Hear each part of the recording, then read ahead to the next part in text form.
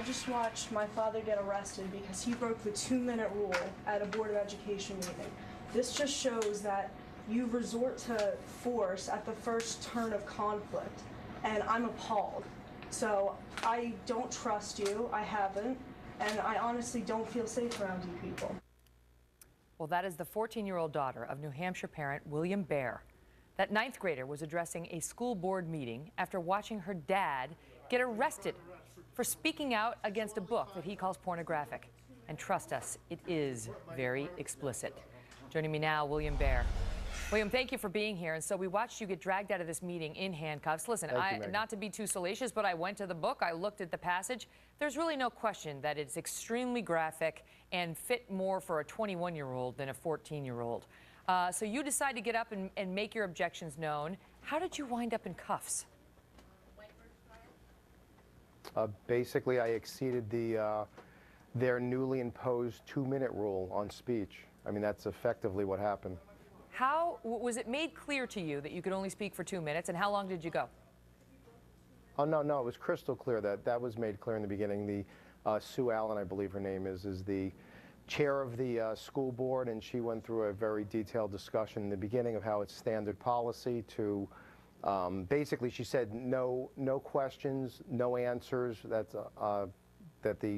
is that the school board members and the principal and the superintendent would not respond to any questions, and how are you the people supposed to just had make the your opportunity positions to known? voice their.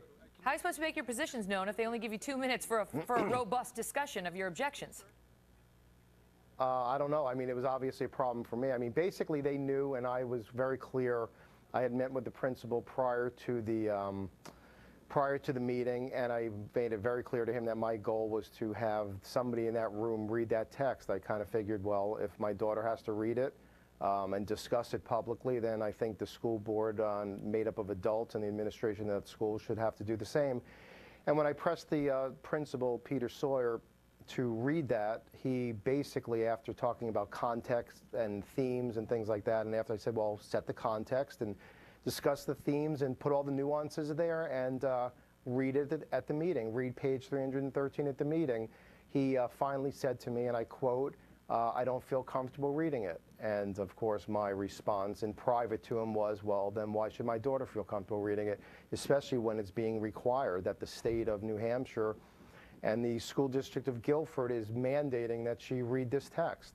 It's unbelievable. And so now what has been the resolution? Number one, are you still going to face any sort of punishment? And number two, is your daughter going to have to read the book? Well, she's not going to have to read the book. I mean, after this happened, it became very clear that they were backing away from the real problem was that there was no notice given. There was no notice from the school that this book would be the assigned reading. It just happened that a friend came in. Actually, it was a couple of days. The book was issued last Monday, and he walked in the house after work on a Wednesday, and literally talked to my daughter. They know each other very well. Talked to my daughter about her classes and what's going on, and he said, "Oh, what's that? What, you're reading that book?" She was like, "Yeah, take a look at it." He literally took the book and it opened to page 313. People could speculate why it fell to that book. That was basically the assigned textbook, you might say.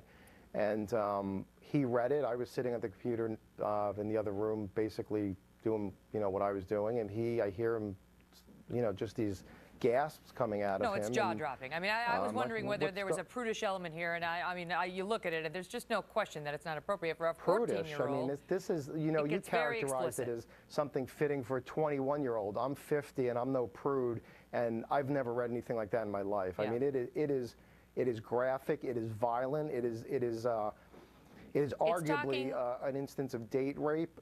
It's talking explicitly about a sex act and its culmination, shall we say, and what happens in detail, and so on and on it goes. Quickly, before I let you go, because I'm out of time, what's going to happen to you now?